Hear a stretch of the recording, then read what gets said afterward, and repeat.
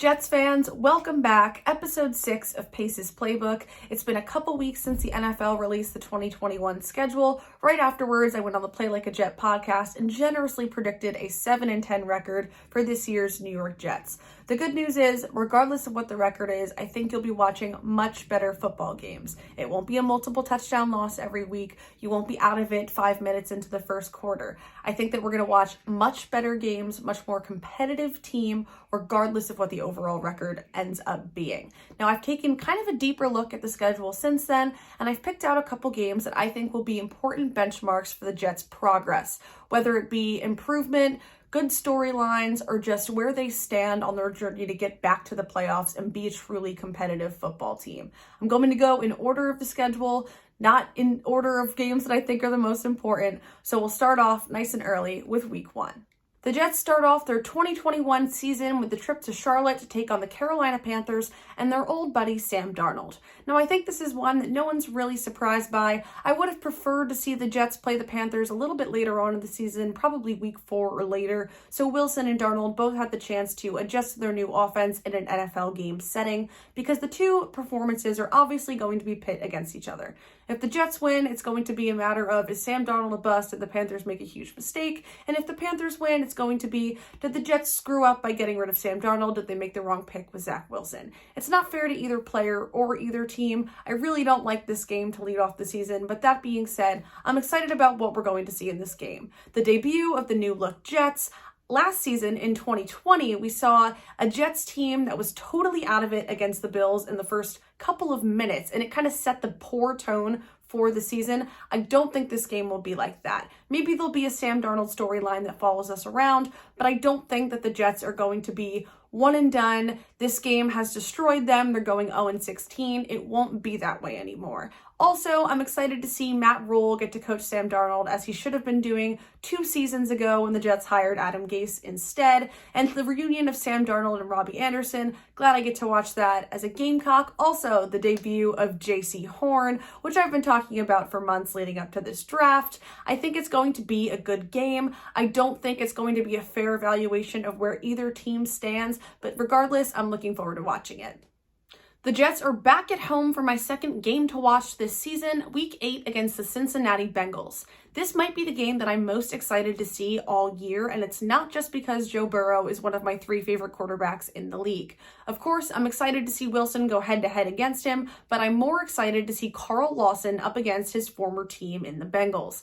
Lawson was the Jets' biggest defensive acquisition this offseason, possibly their biggest acquisition overall in free agency, but I think that it's going to be a huge thing to watch. Lawson up against the Bengals' notoriously weak offensive line. The Bengals did pass on Penei Sewell at pick number 5 to take Jamar Chase and reunite him with Burrow from their LSU days. I think this is going to be the game where the Bengals realize that was a huge mistake. Robert Saleh and Joe Douglas clearly prioritized beefing up the defensive line this offseason with signings like Lawson and Sheldon Rankins, and they also inherited some great guys like Quinnen Williams. They're going to make this unit a really good group. I think this is going to be the game where they break out, where the defensive line wins them the game, and we've seen that happen over the last couple years in the NFL. Robert Saleh himself is the defensive coordinator for the 49ers. That 49ers defensive line carried them to the Super Bowl. That was really a major factor in what made that team so good. And then last season, we see the Bucs win the Super Bowl, much to the thanks of their defensive line. Patrick Mahomes didn't have time to throw the ball. It's clear that Robert Saleh is trying to copy this model here for the Jets, and this could be a game that is a foundation piece for moving the team forward in that fashion. And here it is, the AFC East matchup that I'm most intrigued by when it comes to the Jets this season, the Miami Dolphins, who they'll play first in Week 11 and then again in Week 15. The Dolphins are entering their 3rd season under head coach Brian Flores, who I think has done exceptionally well given what he walked into in 2019. As Jets fans are well aware of, when Adam Gase is your former head coach, your rebuild is starting in the basement. Flores, though, still has kind of some question marks on his roster. There's been a lot of drama surrounding quarterback Tua Tagovailoa, whether or not he's really the franchise quarterback that the Dolphins need. I also took a look at the Dolphins draft class. Given that they had 4 picks in the first 2 rounds, none of the names really jump off the page to me. That being said, I'm not going to judge them until they've had a chance to make an impact on the field, but it's something to look out for. What I'd like to see from these games is Saleh and his coaching skills as a head coach maybe out-coaching Flores in at least one of the games. I want to see him outsmart him. I want to see him come up with plays that are really creative, that really put the Dolphins on their toes. I also would like to see the quarterback play. Obviously, we're going to want to see how Zach Wilson stacks up against every quarterback he plays, but especially against Tua Tagovailoa. Did the Jets really leapfrog the Dolphins in a big way by taking Wilson? That's something I want to know. I also want to see how the draft classes from this year play out against each other. Given that the Jets gave up some picks to move up to get Vera Tucker, are they still walking away with a better draft class than the Dolphins? That's really the big question on the line for me, and I think it'll give a good idea of where the Jets stand in the AFC East for the next couple years to come, given how well they can play against this team in their first year under a new regime. Getting later into the season, the Jets host the Jacksonville Jaguars in Week 16. Again, yes, there's another obvious storyline in the number 1 overall pick, Trevor Lawrence, facing off against the number 2 overall pick in Zach Wilson. But that's not why this game really stands out to me. The Jets and the Jags had the worst records in the NFL last season. They played some of the worst football and came away with the best draft position. The Jags did get the number 1 overall pick and drafted the best quarterback prospect in Trevor Lawrence, but I think the Jets did a much better job rebuilding their team in the offseason. Robert Saleh and Joe Douglas clearly had a very focused approach. Urban Meyer, I like what he's done in surveying his former Florida and Ohio State players and what worked for them in the NFL, what teams and which coaching staffs set them up for success, and how they did that. I think that's great.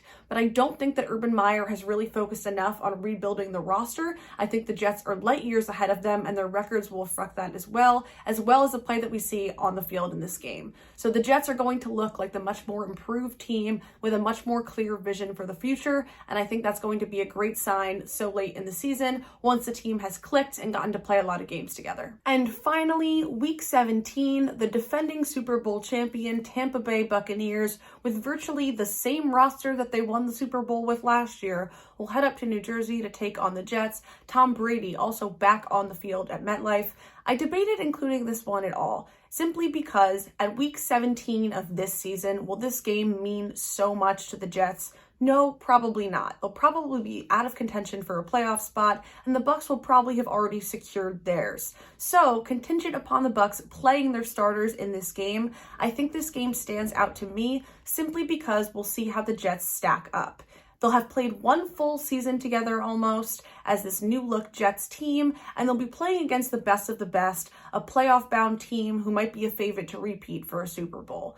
Now, this will show where the Jets stand in terms of getting to that next level. Can they compete against playoff level teams? How far away are they from being the best of the best? We'll get to see how they've progressed so far through the season and where they stand in terms of getting to that next level that I know all Jets fans are seeking to reach. So there we have it. It's going to be a really exciting season, Jets fans. I'm looking forward to every single game, but now you know what I'm keeping an eye out for. I'll see you next time on Pace's Playbook.